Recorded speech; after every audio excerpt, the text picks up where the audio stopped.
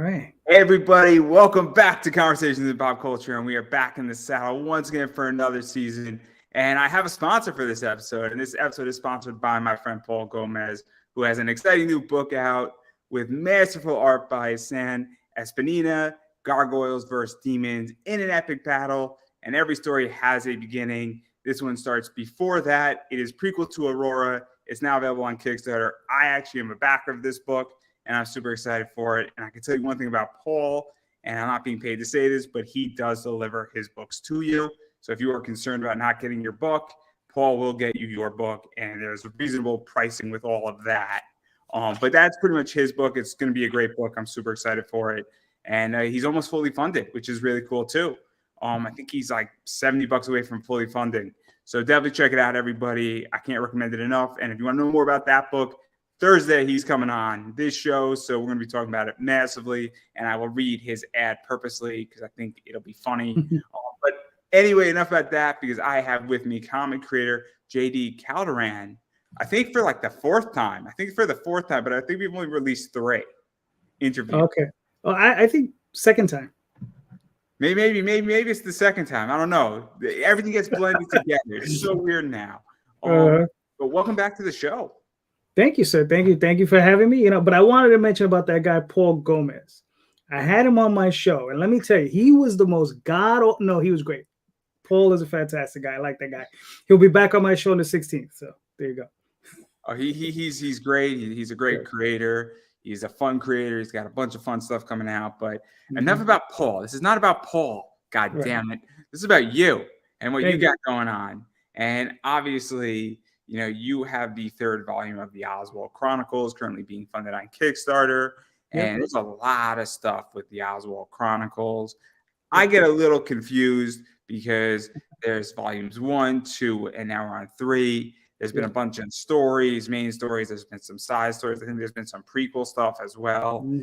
So what is the basic premise of the Oswald Chronicles for those who don't know anything about it, are hearing about it for the first time, seeing this interview, and they're going to be hearing about a mouse in like 30 seconds? The basic through line is the smallest creature, right? The smallest creature that's around can have an effect, a much bigger effect than what they are. Okay, so whether it be on society, the world, whatever, right? So that's what the basic through line is, right? Oswald is a mouse who is sentient, right? And he is the bridge between 2 worlds, between the world of magic and the world of reality, or the world of mankind, right? So he bridges these 2 worlds. So he interacts in his world. He has the Fae and he has humanity. He lives in the middle of Manhattan. He lives on Park Avenue. He lives on 53rd Street. And Park, he lives on one of the malls. If you've ever been on Park Avenue, you'll see there's a Meridian, and it's a grass covered, have flowers, all kinds of things. And Oswald lives on one of those, right? And he's destined to become the greatest sorcerer of our time. And the thing is if when we first introduce him in my first day, right, we see him just as a nascent mouse, learning how to read, learning how to write, learning how to speak, right? Becoming friends with a little girl who teaches him how to read and write. And then he goes on to his next adventure, passing queens and making homes, where he comes across magic for the first time, and he learns how to manipulate it a little bit. And he realizes that he has a little bit of a knack for it, right? And he helps out some other people. He makes more friends, and he gets involved with Diane and Ordith, who end up, or like 2 of his guardians, and they represent light and dark. So the Fae, the Seelie and Unseelie courts, right? So there's those 2 characters that are involved in that. And then we move on to this story, which is the one that's currently up on Kickstarter. And mind you, all of these books are available on the campaign, so you can pick them all up as 1, 2, 3, however you want to do it. But in the current one, we're introduced to another race. They're called the Calcians, and their story is different. Their story is they're at war with another race called the Grogs, right? And the Grogs, they've stolen something from them, an ancient artifact. It's a key, right? It was called the Kirchner key. And this key is the key to a lock that the Calcians have, because their 2 races came together thousands of years ago to create a piece of magic that allows them to be invisible to humanity, Okay, so these two races are bound by this pact, and the pact is that the Calcians keep the actual artifact, but it's locked, and the Grogs have the key for it. So if they ever wanted to get to the artifact, they had to come together, negotiate, go in, and do whatever they got to do, but all under equal basis. The Calcians were doing great, but of course, you always have some schmuck that's like, we're doing great, but we could be doing a little bit better. So they go over there and they find where the key is at, and they end up stealing the key. And the Grogs are pissed, and they're going after them, and they all end up on Oswald's Mall, where he's at on 53rd and Park Avenue, and he's like, "What are you? Who are you, crazy people? What are you doing here?" And through the Calcians, they're a race of magic users. They end up teaching Oswald structured magic. Okay, so they teach him like just really like the way you would learn in school, right? And he learned how to what's called scrolling, which is their most difficult form of magic, which is literally just writing magic in the air or whatever. But usually it starts out on paper. Then the more powerful you become, or the more adept you become, you can write it in air, and eventually the most adept, you can think it into reality. You don't even have to write it down. So Oswald eventually attains that later on in the series. Yeah, so let's kind of break this down a little bit, because obviously, I mean, Oswald, this is, I think, a few months later, after really dealing with, the Queen and the Orc Queen, and kind of peace has returned, and Oswald is going along his merry life and enjoying himself, and things have sort of calmed down. He's enjoying his world, and then this shit starts happening, for lack of a better word. And the Calcians wind up on his lawn. The Grogs wind up on his lawn, and they surround, and then he sort of has to, make a decision, and somewhat of a war sort of starts breaking out, and he starts sort of having to pick a side and figure out where to put the key and how to maybe even maintain peace. And so what is that like? Because this is kind of, he's made choices before, but now he really is forced and brought into a war on legitly his front door, legitly his front door. And also in his home territory. And he also has to kind of figure out, hey, why are they doing this? What is the rationale? And what is even at stake here? Because it's very complicated. And then he has to play peacekeeper and choose a side and figure it out. And it's kind of a maturing point for him in a lot of ways. And so what is that like to really write that in there and get this going on? Because if he's going to become the greatest sorcerer in the world eventually, I mean, he needs to have wisdom, knowledge, and a variety of other things. This is kind of that first step. Yeah. So I mean, it's funny when I originally wrote this story, right? There was one story before this I had written. It was called the Park Avenue Mall, right? And then I'd written this story. And because originally the story, Oswald wasn't, the stories weren't supposed to be based on Oswald. Oswald was supposed to be just a scribe, and he was just supposed to be like a crypt keeper type character. He would just write down the stories for everybody. Right. But then, like any character, he took over, I guess his name, it was always called the Oswald Chronicles. So it was always like, he was destined to just take it over. So it just became about him, and the story just got bigger and bigger. But yeah, it's definitely a thing about him maturing, because it's his first time being exposed to magic. And then he's exposed to these other races as well. He's exposed to the Grogs, he's exposed to the Calcians. And for him, it's a thing of, he doesn't want to see anybody. He doesn't want, despite a bunch of people dying, he doesn't want anybody to die. And he wants to do the right thing, right? And he's going to always try to do the right thing as to how he feels. This is what he feels is correct, right? And even if he has to betray someone, right, he's going to always try to do the right thing, even though you may see it as a betrayal, right? He doesn't look at it that way. He's like, look, I'm helping you, right? Later on comes another story, right, where we can see, like, as far as like where his mind is at, right? This story, I write it from a third person's perspective, right? And Oswald had done something, right, that had caused an entire nation, well, not nation, probably a village, a large one, to be decimated. Okay.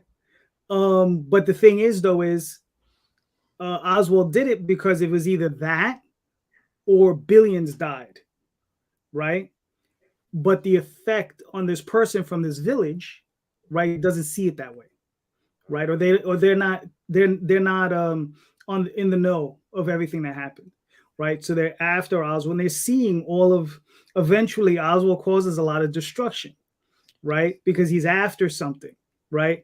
And he gets into a lot of fights with a lot of dangerous entities, and he doesn't. And Oswald doesn't care. He's just like, "Fuck it! I got the knowledge. I got the power. We're gonna do this," right? He just goes for it, right? And you know, and it's just to see it from that other perspective, right? Where you just see you're like, what is this thing and what's going on here, you know? But yeah, it's definitely like, but this is his nascent stage still. We're still early in the story. Yeah, and let's even talk about that and dive into this story a little bit because it definitely opens up his world because he's dealt with other things prior to this a little bit, but now he's dealing with two races that clearly have a pact that was broken, and there has to be blood to some degree. There has to be some peace agreement, some idea of, hey, you know, why did you break it and how do we get it back? How do we get this fixed? Can it be fixed? Or, you know, what decision do I have to make as an individual to protect myself? And also, what side am I going to choose on? Who's right, who's wrong in this environment? And it's really interesting because obviously there are consequences for actions. Oh yeah. And he's also gaining knowledge that there's something beyond his world.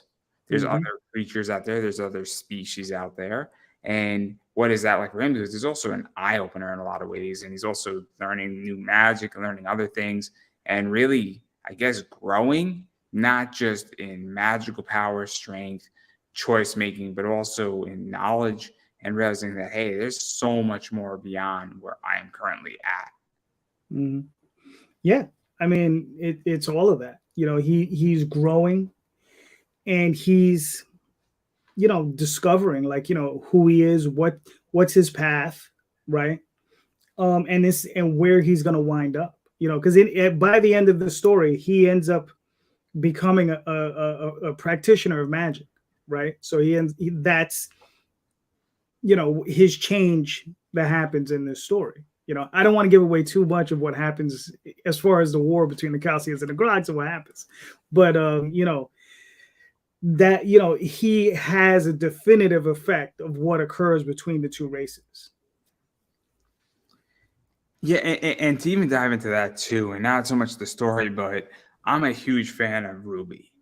And Ruby volumes 1 and 2, and I don't know if you're familiar with it, was very childish. It was very fun. The opening episode of volume 2 was a gigantic food fight in the cafeteria with like magic, and it was great. The animation was fun. I used to do a panel at anime cons, and I love playing that clip because everybody in the room loves that clip too. And everybody's like, this is awesome. And you can see everybody's face is just enjoyment. And it seems to me that when we look at, you know, volume 1 and 2 of Oswald and the Oswald Chronicles, you know, the series is slowly evolving, but clearly we are at a definitive stage now where we are going into, because I don't think it was ever like a kid's book, but I felt like maybe it was like teens, and now we're kind of going young adult a little bit. And what it's now like, because I think it's a big mistake sometimes in comics, TV, and literature that you don't evolve with your reader. And I think that's a real problem where if you start a reader off at the age of 13 and you keep the book at 13, 14, 15, but you're putting out 5 books over 6 years, the reader who came in at 13 is now 19. And so what is that like for you? Because it seems that we're evolving and you're trying to, you know, keep up with saying, hey, there's readers who are coming in at a certain age, but now they're 2, 3, 4 years older. And obviously they have a little bit more wisdom. They've been exposed to more of the world. And you need to, I guess, raise the level up a little bit. And not you as a writer, but just in society. I want to make that crystal clear. No. I mean, that's interesting because, you know, it's funny. Like, I don't know if I told you this the last time I was here, but I started the series, right? I started it in the middle. Okay. So like I started it with this story called The Park Avenue Mall, and then I wrote this one. This was the story that's currently up on Kickstarter. Is the second story I wrote in the series. And then I just continued. And then what had happened was I had ideas. of things that needed to happen. But I was like, so what I started doing was I started writing stories that were way in the future. Okay. And I started jumping around in his timeline, writing all these different stories, right? And my friend Steve, he says, you know, you're like a master of nonlinear storytelling, because he was like, I get it, but I don't know what, you know, how does this all tie together, right? So that's when I wrote My First Day, right? And that's the very first story. And I started writing, and then I wrote Passing Queens and Making Homes. And now I'm moving into a linear state with the story. And what's funny is it's Passing Queens and Making Homes. Oh no, My First Day, Passing Queens and Making Homes. Then it's a story called A Few Inches Taller, and then it's this story. Okay, A Few Inches Taller. It's a story between him and his neighbor Ordith, who's one of his guardians, and it's also available on this campaign. I have it on as an extra, so you can get issues 1 and 2. And that's a story where Oswald is just in the middle of this fight between this ogre and this troll, and he's just trying to help out his friend, you know. And he ends up talking to Diane, and you know, there's a whole thing that happens, and yeah, and it's just a matter of now just to get it all together, and then just move it along, you know. And here's something I did for everybody, and I'll be mailing these out again. I started this with my last campaign is with these things, right? So those are checklists. Okay, so this is a checklist of all the stories and in order.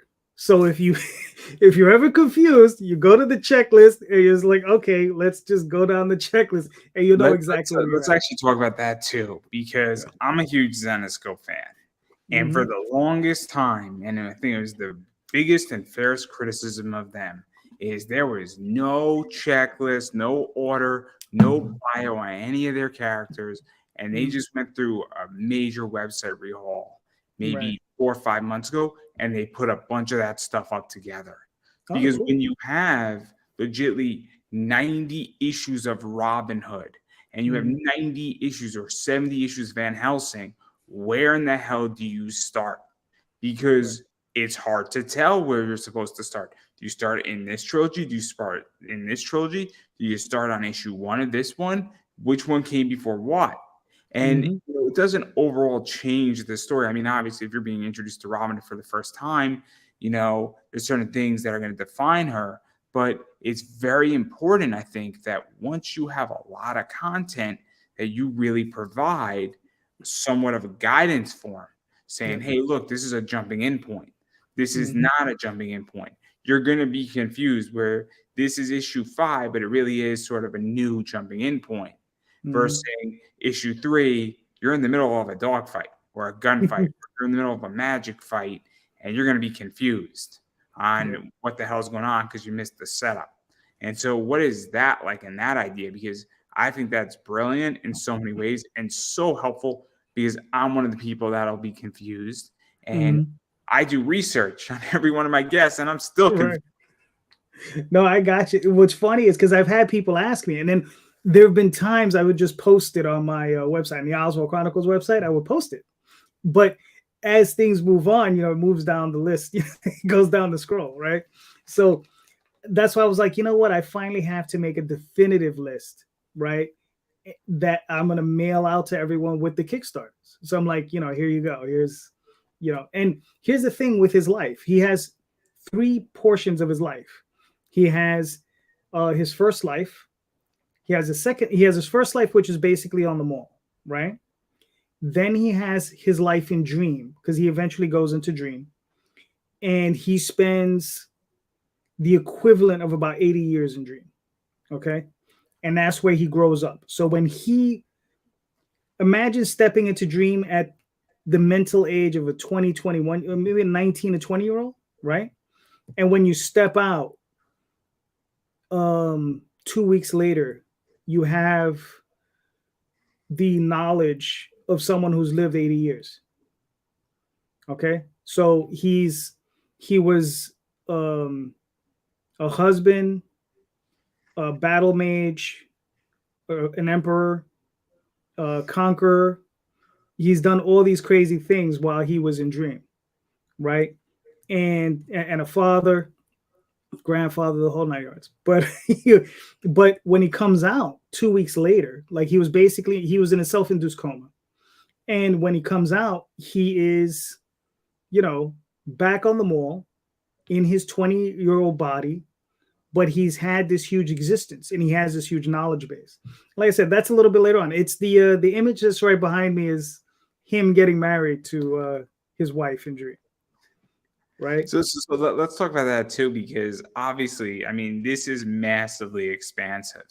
Yes. Where we are at the beginning, he didn't really go into Dream yet, No. and that's kind of next. And then also, I mean, you could play a bunch of different ways with that. You could have flashbacks to things of that nature, and that could be set up extremely linear. It could be set up as, a side thing. You could have a whole issue called the wedding issue as legitimately a side issue of just him getting ready for his wedding in Dream. And it could be a great thing. And then you could do run it like Nightwing and Starfire perfectly. Nice. In case anybody didn't know, I'm a huge Teen Titans fan. But what is that like? Because it obviously gives you a lot of options, because we have the beginning stuff going on, as you just stated, but then Dream can be set up in any which way, directly, indirectly, flashbacks, sporadically, and then because it's only 2 weeks in real time, but it's 80 years in Dreamland. Right. And so what is this like? Because it's a huge sandbox, I guess, is where I'm going with this. Yeah, it is. So what's funny is someone had asked me, they said, why did you do it? I said, well, he was in New York, right? He's surrounded by fairies. He's surrounded by trolls. He's surrounded by all these different races, right? I was like, and you know what? It just wasn't enough. It wasn't enough to contain the insanity that was in my head. So I had to move in a sphere where I could do anything. Right. And that's what that was. It was just like, I really gotta break them out. And that's what that was. So, I have a different reaction to that. I'll be very honest. My reaction is saying it's just expanding a sandbox, and it's also freeing up a problem. So I am not a good world builder. I'm writing a comic right now, and then I'm 4 pages, guys. It's going to be a while for a lot of reasons. A lot of stuff's going on. I'm writing a script. It's going to be edited. But my goal is to write the whole 5 issues and then get the art on that side of it. But one of the things is that it's a small world. And I purposely wanted in a small world. And, it's relatively in a small, it's a city, but there's not much characters. And I'm more focused on the concept and dialogue. Because but this is, people build big worlds and expansive worlds and smart worlds, it's fun. It's kind of cool. And let's be realistic, anime is like that in a lot of ways. And this is how this book feels. It feels way more like a manga anime vibe to it than necessarily a comic. Yeah, I mean, it's funny. I don't know if you've seen some of the artwork. If you look, there's Jade Gonzalez. She's the my main artist, right? She's the one whose interior artwork is on My First Day, Passing Queens, all of those. But a few inches taller is illustrated by Aurora Tillis. And what's funny is if you look at Jade's work, it's very manga, right? It looks very anime-ish. If you look at Aurora, he looks very manga as well. A different style of manga, but it's just really funny to see it. It's just, both of them are in that sphere. I know she equates her style to European comics and manga. And I know for Aurora, he's out of Indonesia. So yeah, his stuff is just going to be probably straight manga. And then even to go into the world side of things, because one of the things I think is one of the biggest shames is that if you put a lot of effort into your world and then you have a story that the world starts and the world ends in that story, and you can't go back into that world. And with Oswald, you very much can go back into that world. I mean, if you have 80 years of Dream, you could tell it straight up linear, and you could do it over 6 issues if you wanted to. But then there's a bunch of side stuff that could be revisited and a bunch of stuff like that. And I think this is one of the biggest things with creators right now. This is just me reading. As somebody who's a fan of comics, as somebody who talks to a lot of creators, I see a lot of creators who don't know build beautiful worlds and amazing worlds, but they don't know how to leave it open. And I think it's a shame. I mean, you know Pat Shand, right? Yes. So Pat did a great job with, Gangster Ass Barista, which takes place in the world of Destiny, New York. Right. And obviously it's cool because he left that world open, but it doesn't interfere with Destiny, New York. And I think that's something that is really a nice touch that Pat doesn't necessarily get credit for in a lot of ways. And I feel like you're in a similar vein with Oswald, where you're not going to go introduce a new series into the Oswald Chronicles at the moment, but there's stories that you could revisit in Oswald that are only going to enhance what is done and what can be done and give more context. And that's what I love about what you've done with the dream stuff that you're describing. And obviously I haven't read it yet. So, and I'm looking forward to reading it at some point, but like, what is that like? Because it's almost the gift that keeps on giving. It's fun. It's funny because within that dream series, I have there's a 6-year period, right, where Oswald takes a walkabout, right. So he's in what they refer to as the hinterland of dreams, and he's just like off in dreamland, just walking around, right. Something happens, and he's very disillusioned. He discovers where his source of magic comes from, right, and he finds out that it's very destructive, right? He didn't realize it.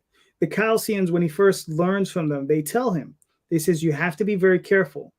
He says, because there's a cost for magic, right? If you're going to use it, you're going to use some of your soul. You're going to use some of your mana, however, whatever you want to refer to it as, right?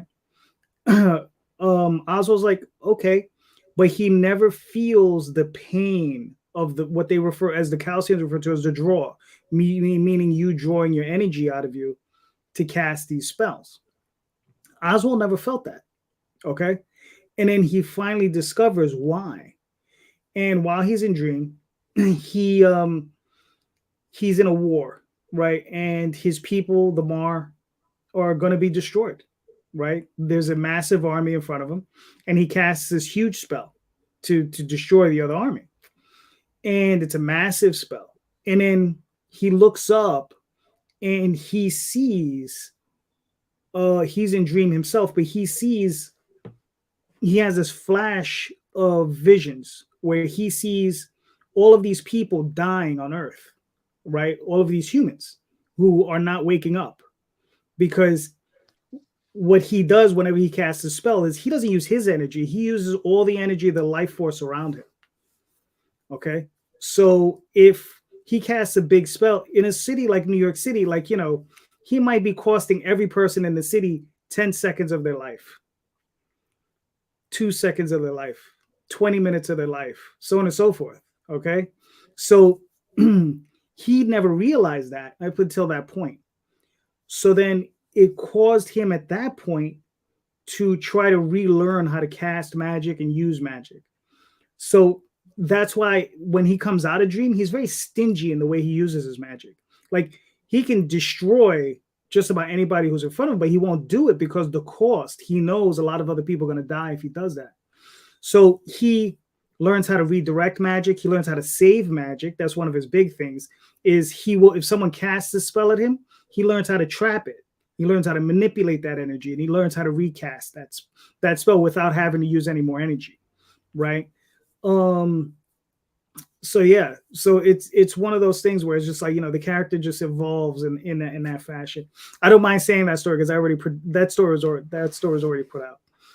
Because so getting back to the question about the dream thing, right? So the 100 artists, I have a project called the 100 artists, my 100 artist project. I want to work with 100 different artists on 100 different stories, and they're all shorts. So it's like 1 page, 2 page, 3 page, 8 pages. At most it'll be 16 pages, but it's going along that. And I think I've already worked like 7 or 8 artists. I got a long way to go, but it happens all in dreams. So I can do it within that milieu. Let's actually talk about that too, because one of the coolest things, I don't know if it was a 100 artist project. I'm a big fan of what Topps is doing, which is the 100 project, where they produce 100 cards with a bunch of different artists and playing around with them. It's a really cool concept that Topps is doing, and they're really cool cards, and it's fun. It's fun. It's a fun take on baseball cards. but I think Marvel's done this. I think IDW's done this, where they take a character and they find 50 or 60 or 70 artists, and it's kind of fun to do. You know, what is your interpretation of the Teenage Mutant Ninja Turtles? What is your interpretation of this? How did you view this character? How did you view Deadpool? And so what is that like for you? Because you created Oswald, and now you're working with 7, 8, 9, 10 artists, and then 20 artists, you go to 30 and 40 and 50. Everybody's going to have a different idea for a story. Everybody's going to have a different idea on how it should be done, or even what something should look like. And it's kind of cool to see your character being interpreted in different ways, because I would imagine that keeps you fresh. So it's cool. I know that person A can do it this way, and person D does it in a style that hasn't been done, which allows you as a writer say that story can now be done this way, or that story can be put on the table. Because sometimes I feel in comics that a story is written, but the artist is not there yet to deliver it. Right. And so when you have 100 people in your bullpen, or you're getting up to 100, you know, you can sort of put somebody into, you know, pitch the inning, for lack of a better word, to use a baseball reference. It's interesting. Like I said, I mean, I did it because, you know, I'm insane, right? So this is like, you have to be a little nuts to do something like this, because it's listen, finding one artist that you could work with on a regular basis, that's hard. Okay, that's hard. Finding two is really hard. Finding 100, bonkers. Okay, just absolute insanity. As far as stories, I write all the stories, so that I don't have to worry about. But yeah, it's because there's also the thing is I like styles. I like funky styles, right? Sometimes my wife, she gets on my case a little bit, because I'll hire people and she's like, why did you, you know, I'm like, look, it's not for the main story, it's for like a 4-page thing or like an 8-page thing, and I like to see weird funky styles, you know. And that's sometimes I don't think, not everybody gets that, you know. It's like I like, you know, weird, you know. I'm a Sam Keith fan, right? Like when Sam Keith was drawing Wolverine, I'm like, look at that thing, at Popeye arms, right? The big, you know, the big things coming out of his head, right? And when he was drawing the Hulk, right? So, you know, when you see guys like Sam Keith and there's many others, Mike Mignola, right? When Mike Mignola was working over at Marvel and DC, not Hellboy, there was his own thing, but when he was working at Marvel and DC, you know, I mean, you look at it, you're like, what the hell is that, right? Half the time, I love it. You know, I love it. I love the way, you know, when you see these different styles. And sometimes I feel things have become a little too homogenized, right? Like there's like one big house style you see coming out of Marvel and DC, and sometimes I prefer to see like something a little different every time. I mean, I'll throw you something that might be an unpopular opinion. I think there's a house style coming out of indie. I really do. I mean, I hate to say it, but I mean, DC and Marvel have a house style. Image has a house style, and you know, I mean, it's weird. I just picked up Sam Payne, and I love Sam Payne's work. And that is very much new school, you know, pinup style, and it's such a funky style. I picked up 2 covers he did. Such a funky style where it's playful, it's fun, it's that, you know, sort of over exaggerated hips, you know, pinup, and I think that catches my eye, and it makes me want to stop and buy his book, because Archie covers, and I'm not a huge Archie fan. I'm not anti-Archie, but I don't stop for an Archie cover. You know what I mean? Like but those 2 that he just dropped are really, really cool.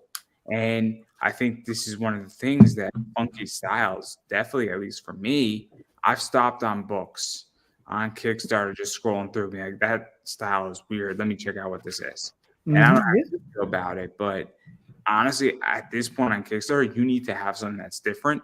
You need to have different rewards. You need to have a different concept in your book. You need to be priced better sometimes. And you need to have something that is weird in your book. I mean, there was a book that didn't fund, but the cover of the manga of it, it was jazz, was awesome. It was that new school pinup, you know, thick style. And I was like, man, this cover looks awesome. And I haven't seen anything like this in a while. And it made me stop. And that's half the battle, right? So Yeah. doing that funky stuff, I mean, I feel that kind of says, cool, this is different than everybody else's shit. Yeah. And I don't know how you feel about that. I mean, I could be the outlier here, but I definitely get drawn in when people do different things. Yeah, no, so do I. Like I said, I mean, I enjoy those different styles. But what's funny is I know, like, I'm not the norm, right? That's what I know. I know not everybody enjoys that sort of thing because I've heard people say they can't stand Mike Mignola's style. I'm like, what are you talking about? I was like, are you crazy? But it's the same thing with Jack Kirby, right? When I was a kid, I didn't appreciate Jack Kirby. It wasn't until much later in life that I started really looking at his work, and I'm like, wow, this dude is a bona fide master of his craft, and I seriously saw that when I looked at his pencils. When you see his pencils, it's just mind-blowingly incredible what that man was doing, and at the speed he was doing it at, right? So yeah, sometimes it takes you a little while, you know what I mean? Because you grow up, appreciating things. I grew up like John Byrne, George Perez, Mike Golden, and many others, right? And then you grow and you grow and you grow, and then you get introduced to someone like Walter Simonson, right? And then you see Walter for a while, then you're introduced to Mike Mignola. Signature, right? Right. Yep. Dinosaur Signature. Dinosaur Signature. It's so good. If anybody's never had Walter Simonson sign a book, he signs it and it's like a dinosaur. It's the best thing ever to watch. Yep. And and if you ask him, he'll tell you the story behind it. It's because he likes drawing dinosaurs and he wanted to make sure he would always draw a dinosaur, and that's why he signs like that. So yeah, Walter's mad cool, really nice guy. But yeah, man, I mean, I love, like I said, I just love different styles.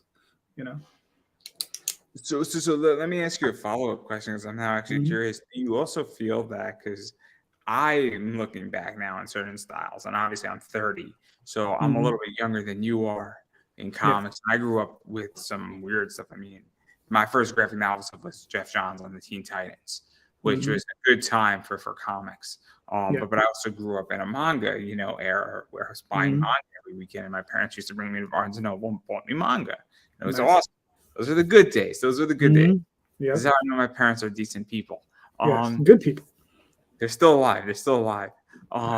So they're still good people. Nice. But one of the things is that, do you feel sometimes it also takes a while for people to realize, I get what that style was trying to do, and I now appreciate it? Because I feel like in the now, sometimes we don't appreciate what people can do, what they're attempting to do.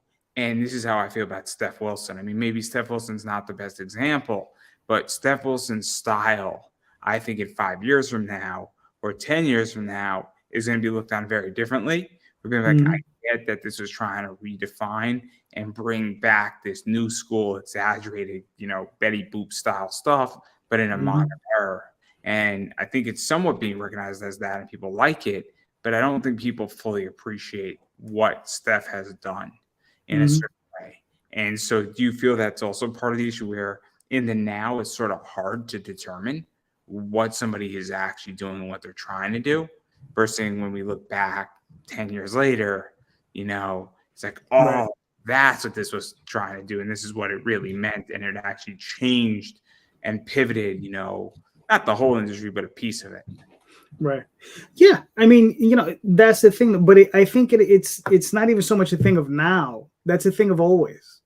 Because like I said, when I was a kid, I didn't appreciate certain things. Right. And as you grow older, you start to appreciate other things. Right. And the same thing, it could be with Steph. Is like, it's one of those things where it's like, he's doing a certain thing. You're going to either appreciate it or don't appreciate it. I actually like it. I think it's hilarious what he's doing. And it's growth, right? With Steph, I mean, the one thing I appreciate from the first time I think I started seeing Steph's work like 3 years ago, maybe 4 years ago. And the one thing I appreciate is I've seen him grow in his art. Like I've seen it change slightly for the better.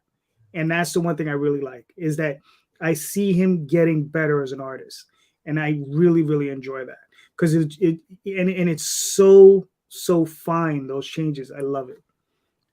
I really came across Steph because of Chuck Pino and the Hooters variant that he did. And I thought Right. that was pretty funny.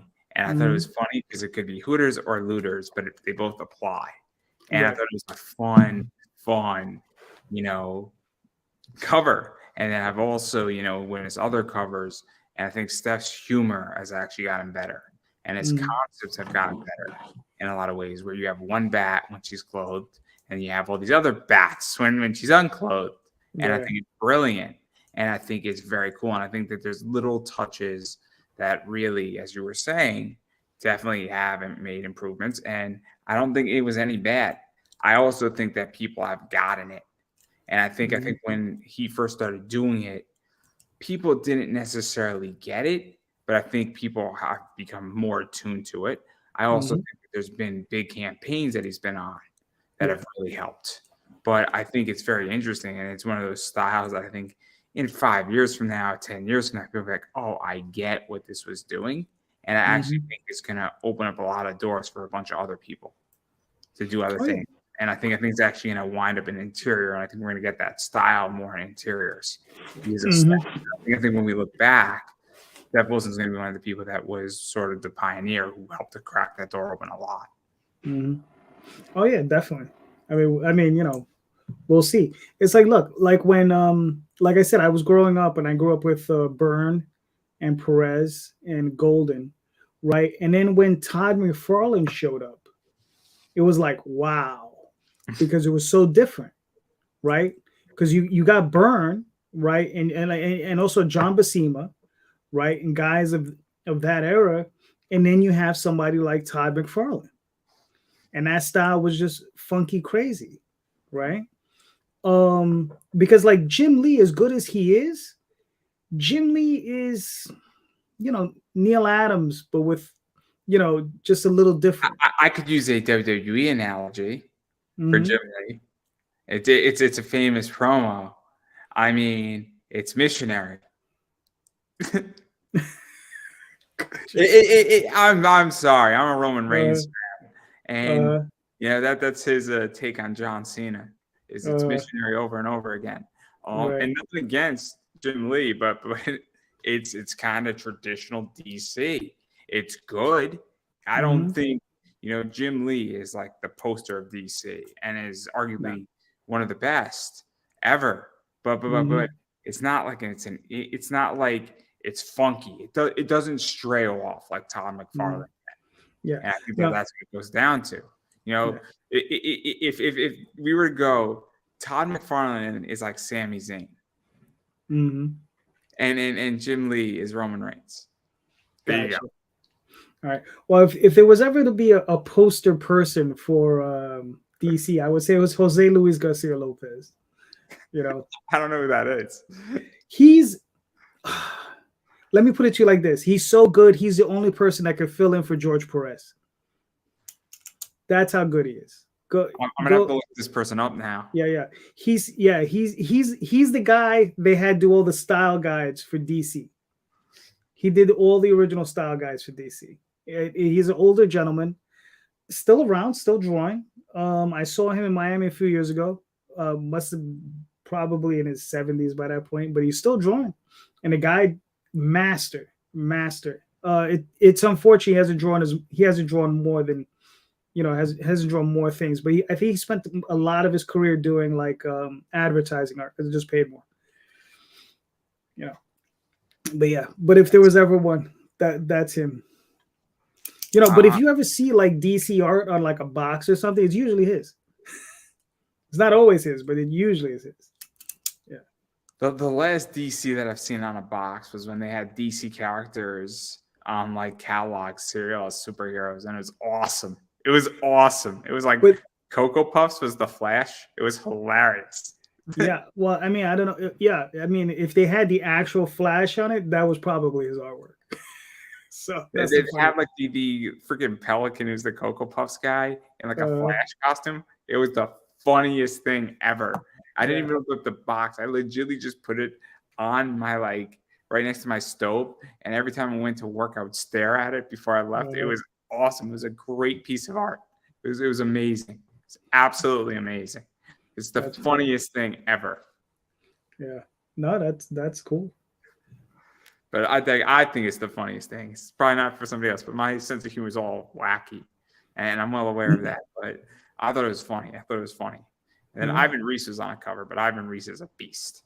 Yeah, that dude is incredible too. But Yeah. enough about that. I do want to talk about a few inches taller, Oh, because that's okay. the other side in this as well, where obviously Oswald's caused problems. Well, it's his neighbor. It's his neighbor is he's in a fight. He's in a familial feud with with an ogre, right? So he's a troll and he's an ogre, and they're in a fight. And they this ogre was part of a tribe that defeated and destroyed most of Ordith's original tribe, and Ordith uh, got revenge by the few remaining members of his tribe. They went out and they slaughtered um, his tribe, right? So there's only the two of them left. So, and they're still fighting after all these years. Ordith has moved on in his life. He's taken on the responsibility of being Oswald's guardian, right? Which is like a big honor amongst his people, amongst the trolls. And this ogre Torikine, he's not giving up. He still wants to kill Ordith. He's like, you killed my brother, you killed my tribe. No, I don't care what you're doing, and I'm gonna massacre you, right? And Oswald's caught in the middle again. He's like, yo, what's going on, man? Like, why is everybody trying to beat each other up and hit each other over the head with rocks?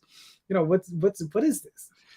So yeah, basically that story establishes his relationship with Ordith, right, and their friendship, and it shows um, this very brutal reality of the world that they're living in. As to how brutal it is between the warring factions of the world. Oswald is not necessarily involved in that, but it shows those other facets. So that there are things that are final, and and and it's always not sugar coated. You know. Yeah, and I just think this story is important because obviously you said it, where it shows that this world is brutality in a lot of Mm-hmm. ways. It's brutal. There are consequences for actions. It's Mm-hmm. not happy endings. Obviously, if these are the last two, their tribes left, Yeah. clearly one killed, a bunch of people, the other killed the other bunch of people, and now Mm-hmm. here you go. Yeah. And what do you do in that circumstance? And obviously choices have been made, and Mm-hmm. you got to pay for your consequences. And also, how do you get peace if you can get peace, or does the feud just continue until somebody dies? Right. And so it's I think it just provides a lot of context to the world, Mm-hmm. and knowing it's going to sneak right back in somehow. Oh yeah, yeah. There's, like I said, it all ties in weirdly. The one thing that I did in last year was I actually finished the series. I finished writing Oswald. So I wrote the final story, right, in the series. And It was that all a felt, dream, right? It was all a dream, right? It was all a hallucination, right? well, no, but yeah. But it's for me it was a huge relief. It was just like, oh, okay, I got this massive thing off my chest. So But let me ask this: did mhm. you write the last issue, or do you have the whole series written out at this point, or is it just that you have the first and the last issue written, and now you gotta get to the last issue? If that makes any sense. No, that makes plenty of sense. No, I have the whole thing written out. I have the whole thing written out. Yeah. Let me I don't know if I showed these to you last time, but It's a whole stack, guys. so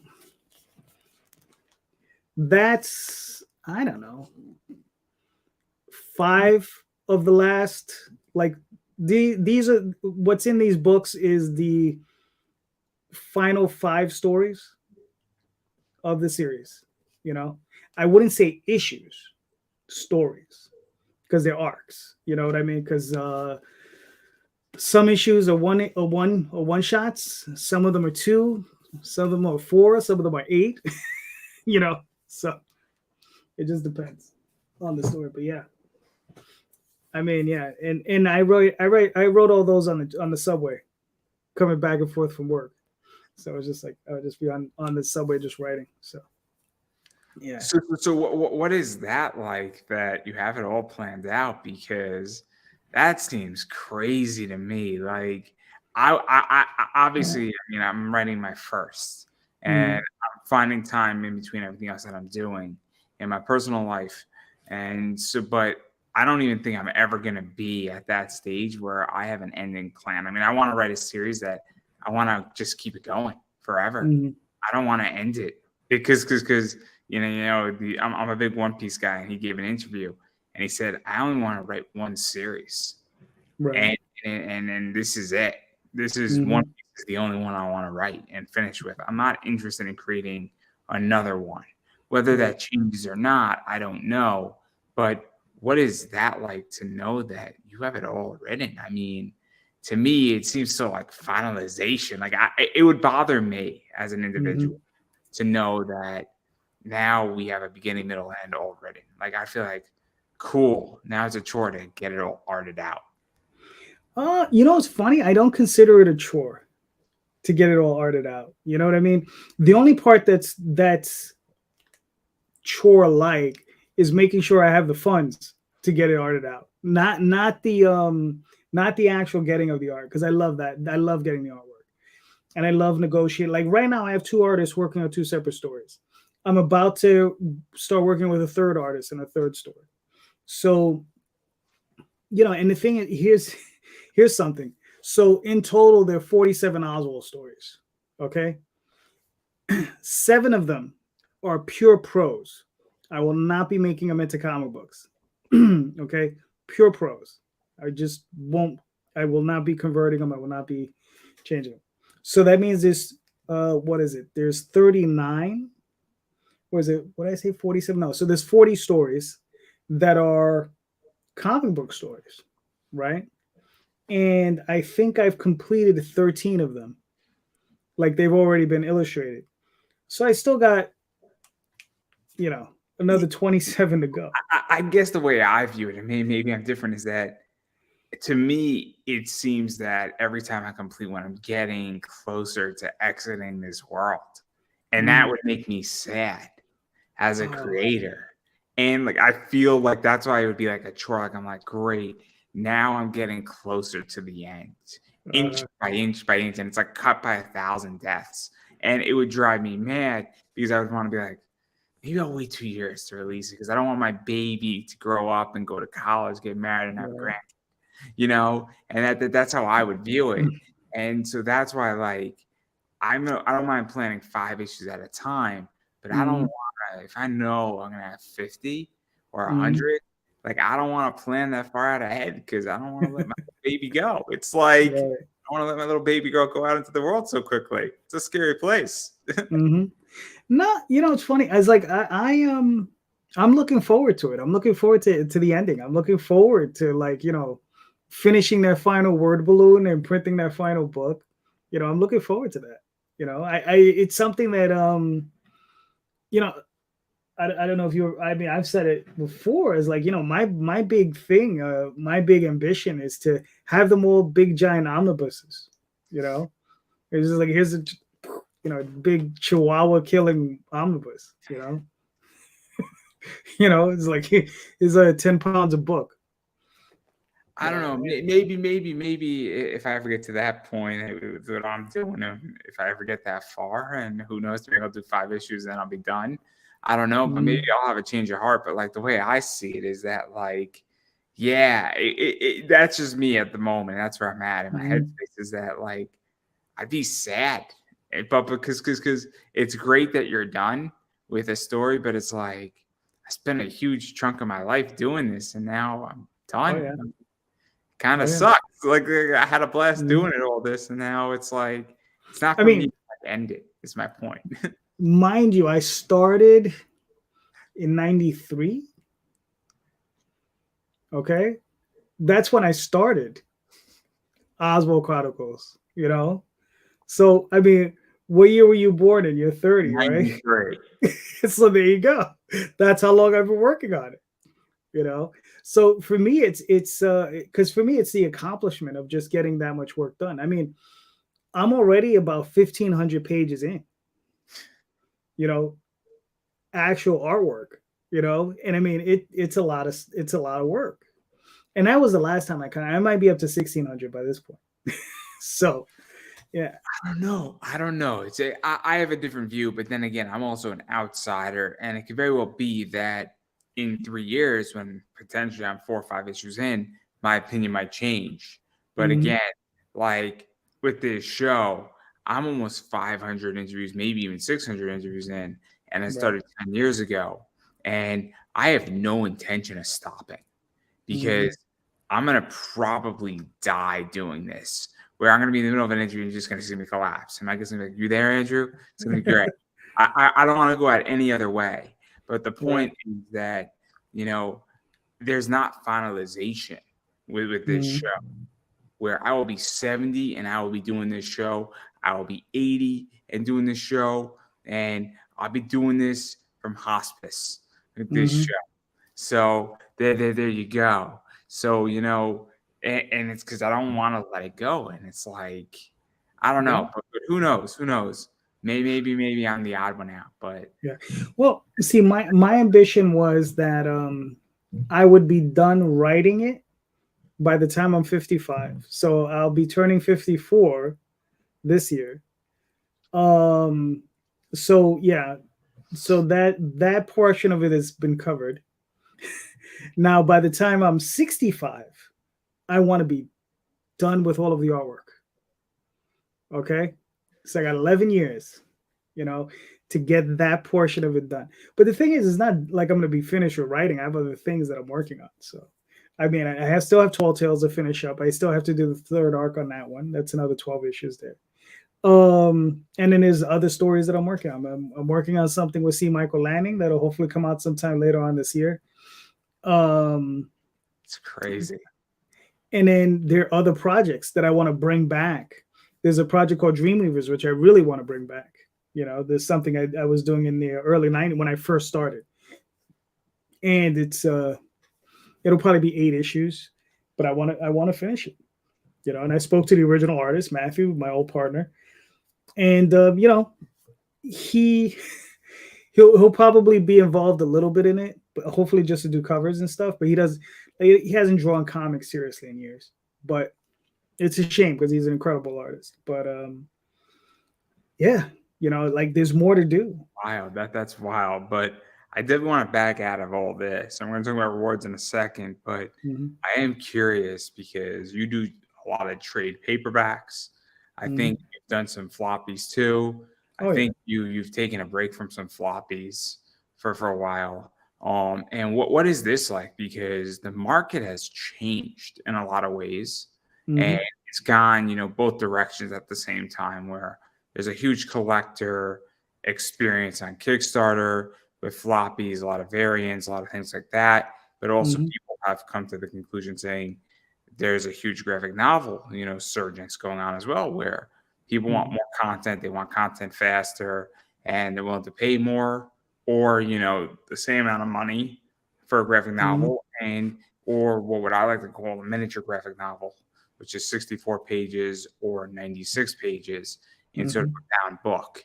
And I like to use the term miniature graphic novel because I consider a graphic novel like 120 to 140 pages. I consider Mm-hmm. 96 pages more than a comic, but Right. not a graphic novel. But if it's bound nicely and it looks like a graphic novel, it's kind Mm-hmm. of a hybrid. But what has that been like? Because obviously, and correct me if I'm wrong, I would imagine you're trying to get more story out. You're trying to get a full story out. Um, Mm-hmm. and you're also trying to produce a product that makes sense because it might be that if you break up, volume 3 of this book and put it into 2 floppies, it's going to take longer to get out content. It's going to be a pain in the Mm-hmm. ass to print it, and it's going to kind of seem floppy in the story and choppy. Not floppy, but choppy in the Mm-hmm. story because it's not a good breaking point. and it'll also screw up the flow of the book to some Right. degree as well. So what is that like? Because I've seen both directions work really, really well. Okay.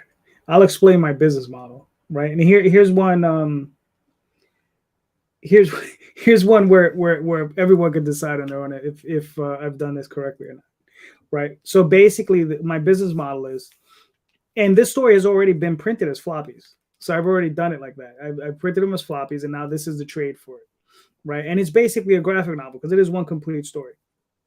Um, Thankfully, it's not choppy because I was able to. We have good breakpoints in, so I make sure I go in and I find the proper breakpoints for the story, right?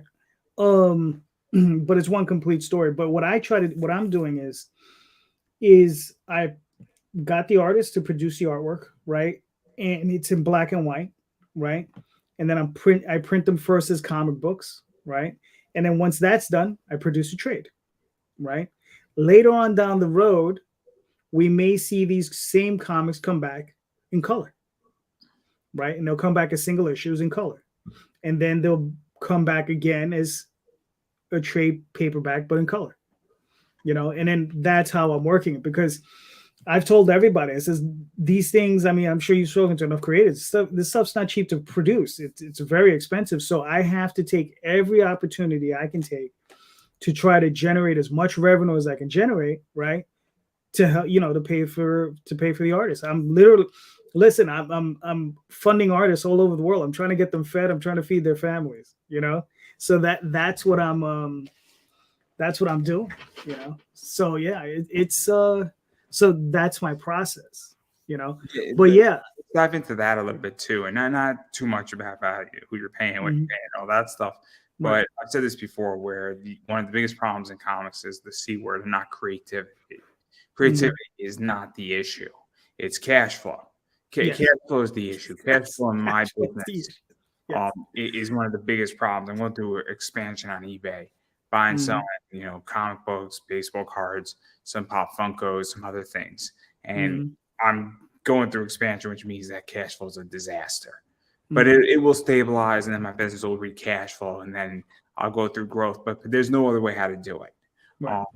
To become unstable, to become stable. But the point is that I think this is where a lot of creatives don't understand business. And I think one of the biggest problems in the industry is, cool, how do you operate and run your comic project as a business versus as a passion project? And if you want to do a passion project for comics and you say, I don't really care if I make money and I put $6,000 in, have at it. But if you want to run this as a business, it's a little bit different. And you need, cool, if I do some black and white, I would like to do it in color, but cool, how do I get product out there? And who says you can't revisit? Who says you can't remaster a book? Who says you can't redo something later on? I mean, Tom Hutchinson, and I know you've had Tom on your show, he mastered Penny for Your Soul. Right. And I didn't read Penny for Your Soul, but obviously it was good enough that people liked it. But this version that he's releasing and re-releasing is going to be better.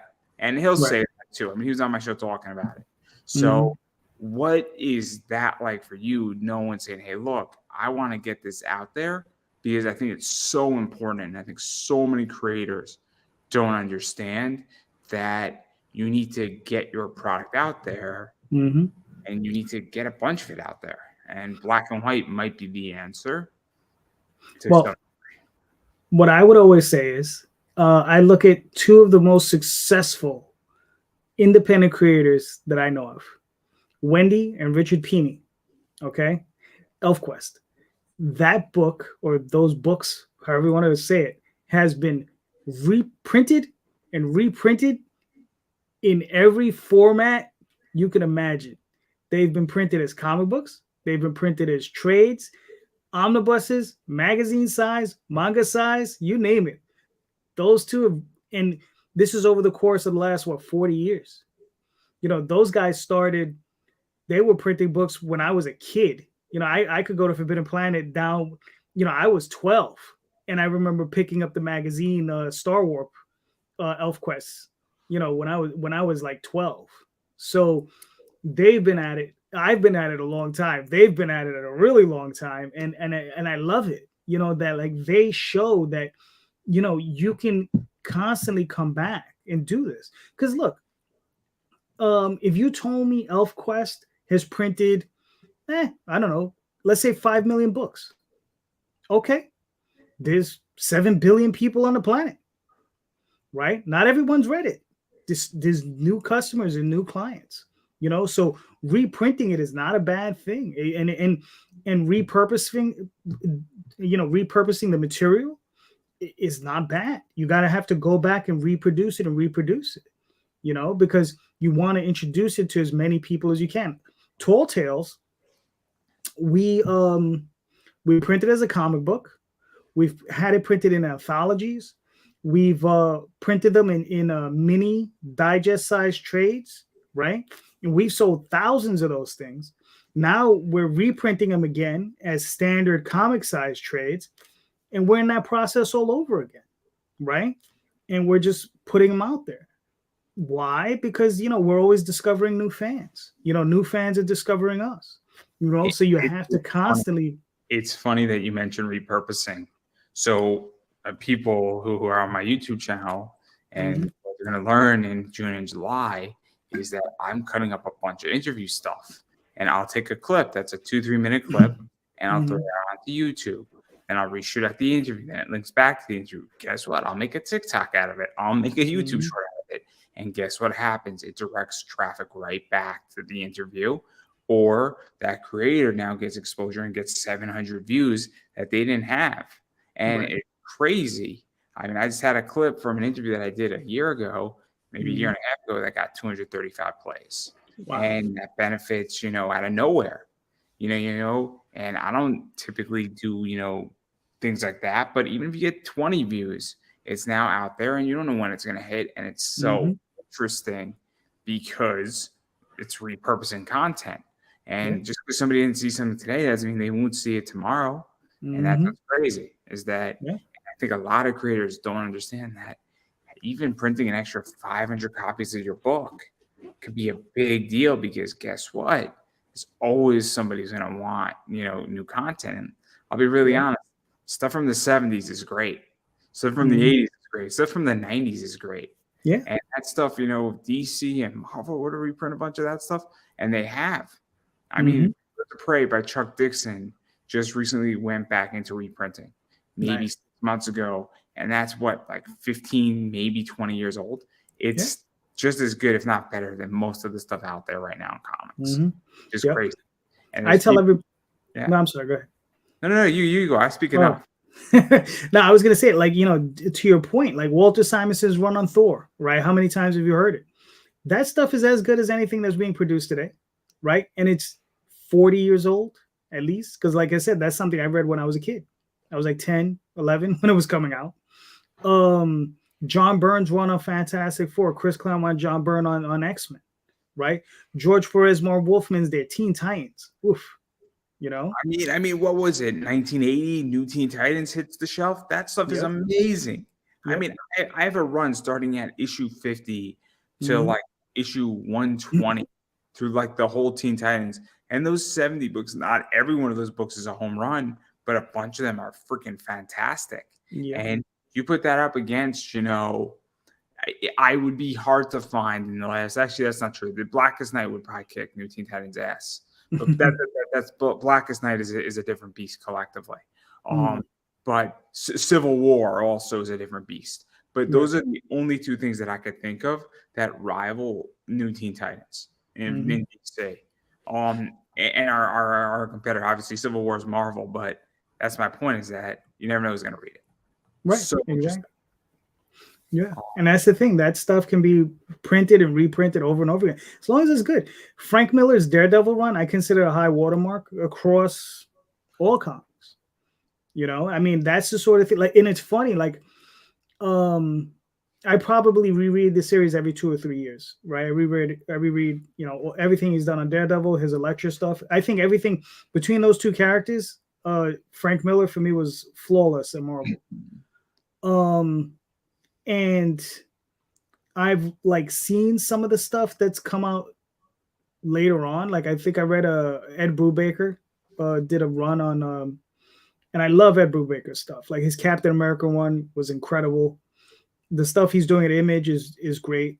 But this Daredevil is a shadow of what Frank Miller did. It has Kingpin, it has the mob, it has all, ninjas, and it's just like this is all stuff Frank Miller did 40 years ago. The only thing that I think compares to Frank Miller with Daredevil was Tim Sale's Joseph Loeb. Oh, right. Mm-hmm. What they did with the colors, I thought that was brilliant.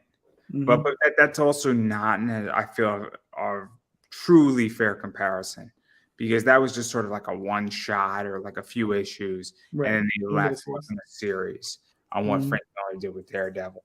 But I don't really know anybody who's written Daredevil well. I mean, I know Frank Miller's Daredevil, and I'm not as familiar with Marvel as I am with DC, but even still, it's like, I mean, stuff from like, the 80s, early 90s, even early 2000s was great. I mean, I mean, Dan Slott on Spider-Man leading to issue 700. I mean, those last 50 issues were pretty good.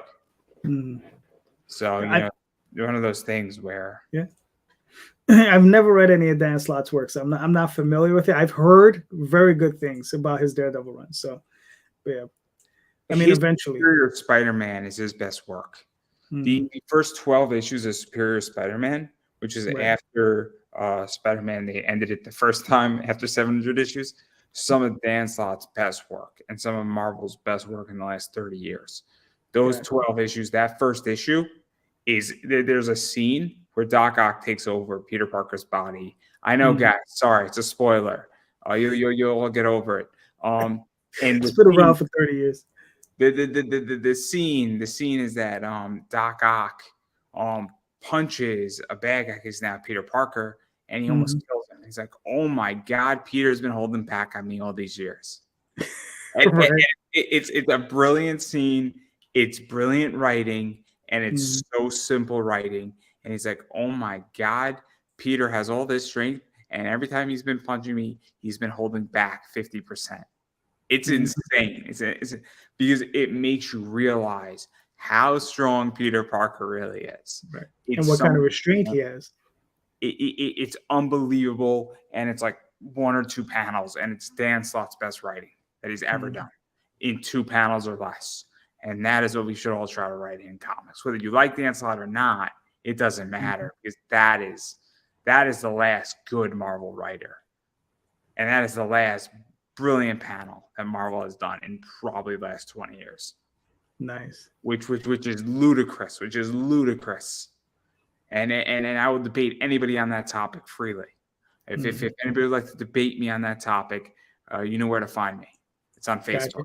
I've never read. I've heard of that particular sequence, and I've heard it's always good, and it sounds great. But like I said, I haven't read it, so I don't know. The only thing that I can say that I've read over the last few years that was really good was I think Jason Aaron's first 12 issues on Thor were excellent. Was that female Thor? No, that was when Thor. No, it was just Thor. Yeah, the female. Jane Foster as Thor that came later. That was the second arc, but this was the first arc when he fights the God Butcher.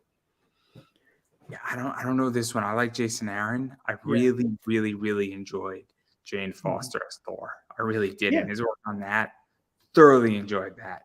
But that's the thing that I've massively read out of Marvel. I don't read Marvel anymore. I don't read DC either. Yeah, but also Jason, like I said, Jason Brubaker's Captain America run is awesome stuff. That stuff is as good as it gets. In comics, that stuff is really, really good, really, really up there. Yeah. But I just think it's super interesting with what's going on in comics, and obviously I think that we are at a very interesting impasse where, I mean, again, cash flow is dictating things. I also think that there has been in which that I think there's also been people who are copying a bunch of other people, and there's people who are forging new territory. And I think we are at also a creative problem where I don't think anybody, not people are creating new concepts, but they're also regurgitating a lot of shit. And Zombies. yeah.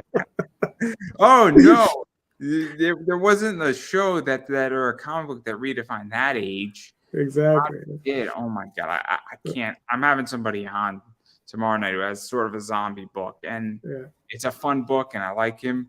But it's also the idea that I am getting fucking tired of zombies. I am so tired of it. Yeah, my co-host JD Rosario, he has a zombie book. I mean, I don't really break his chops over it too much, but I probably should.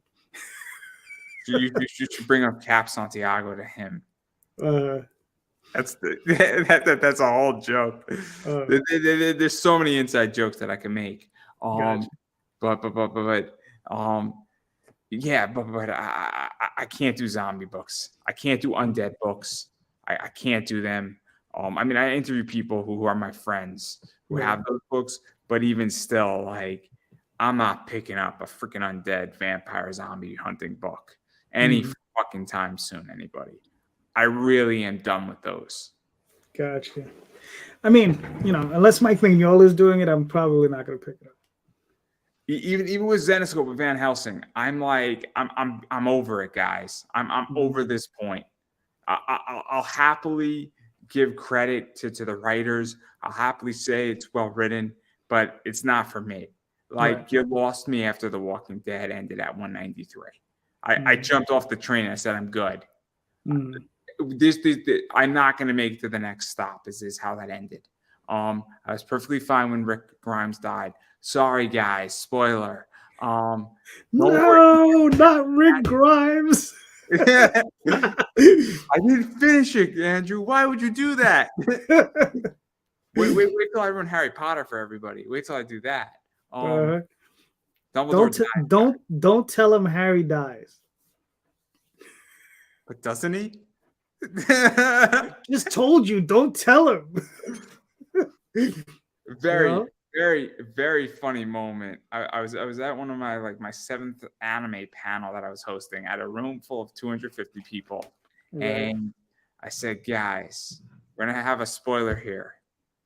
And Harry Potter came out like 15 years, and everybody knew Dumbledore died. I'm like, Dumbledore dies. The entire room just bursted out laughing because it was just so unexpected, and it was brilliant the way I said it. Because everybody's like, what is he going to spoil?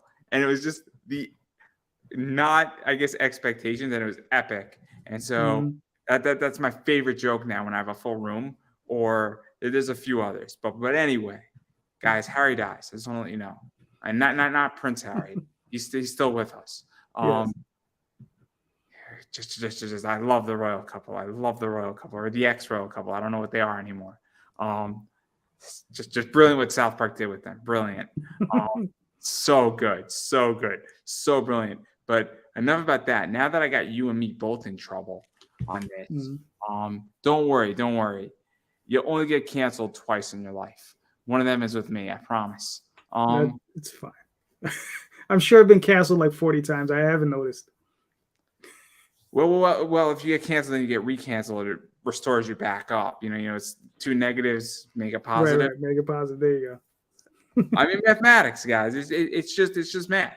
But I do want to talk about rewards because you got a bunch of them, but your rewards actually don't have a bunch of them. Your rewards are actually quite simple, which is oddly refreshing.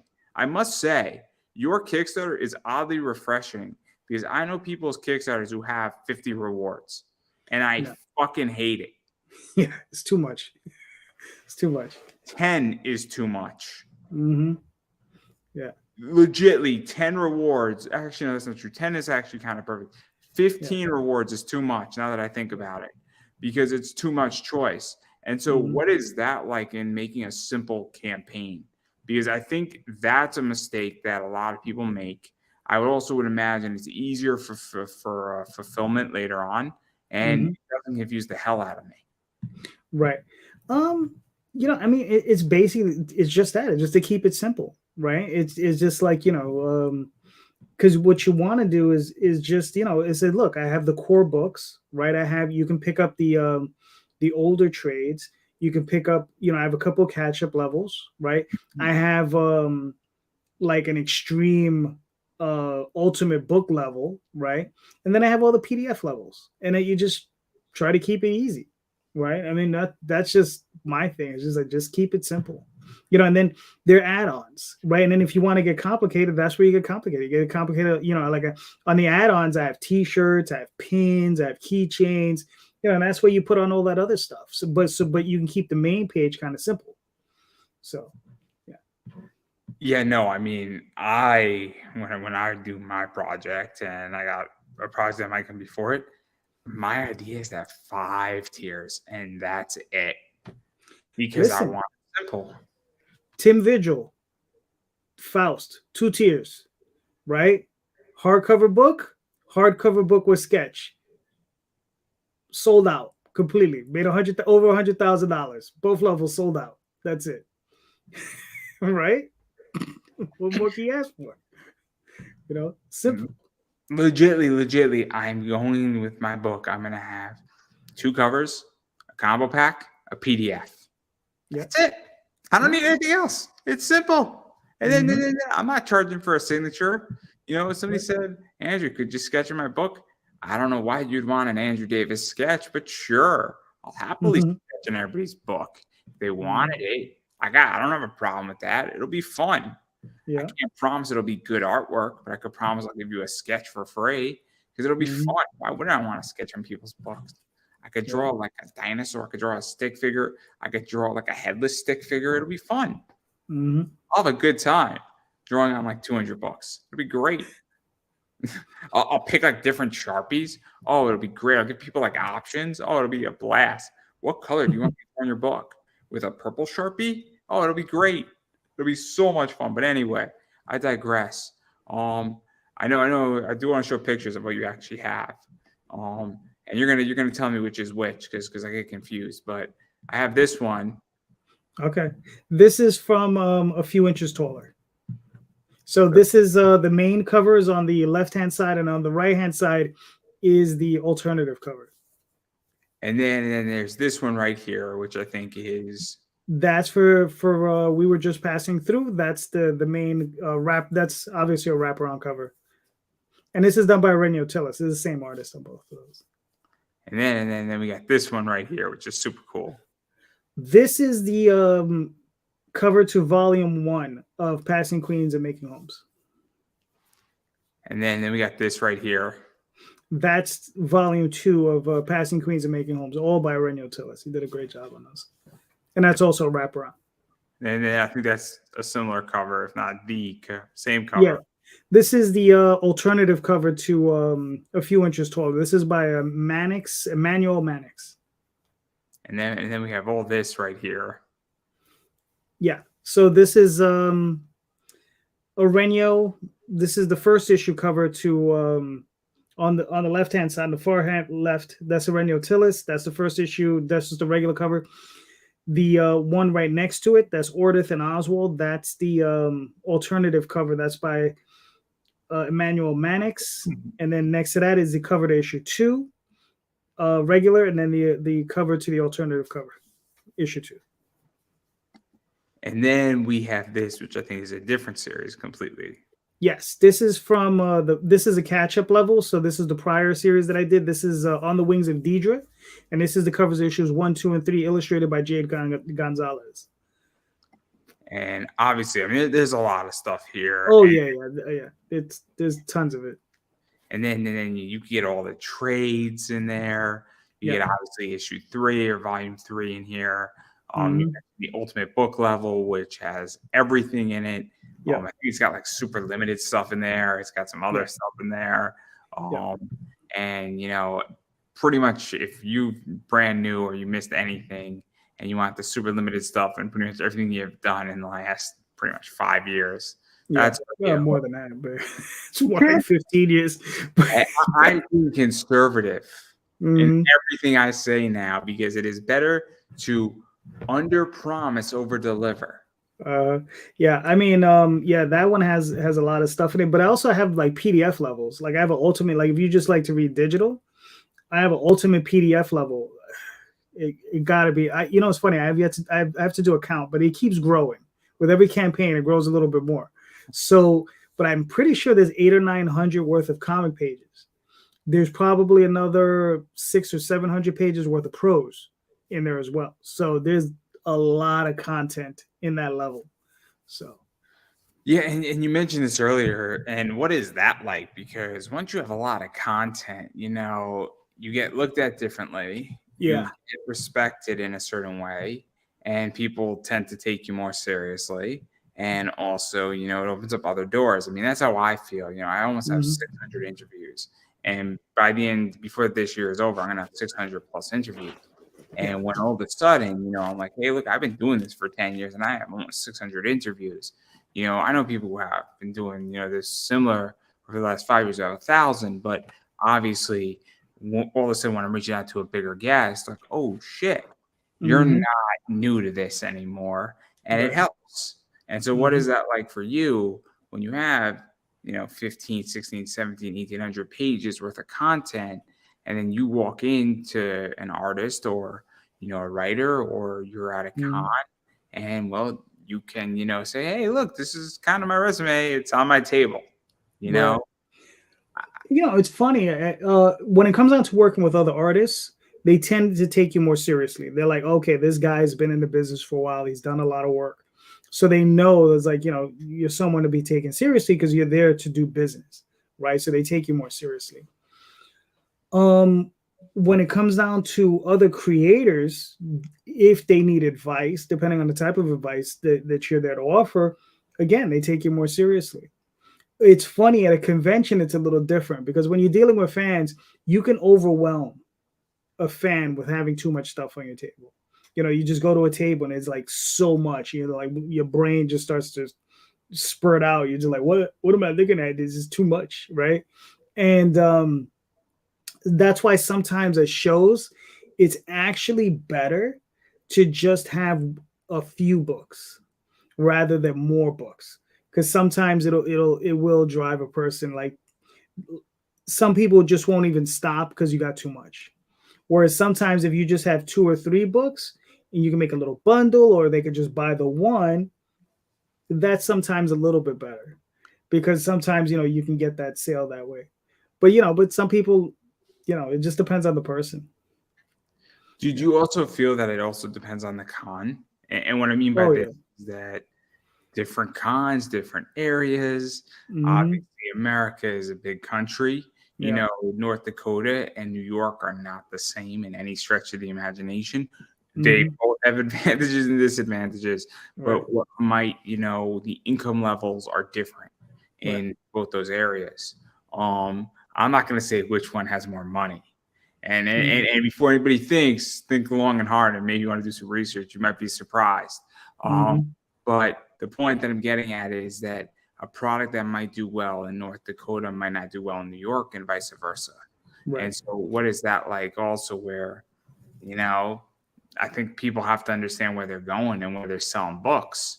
And Hmm. also, I'll throw another thing out there.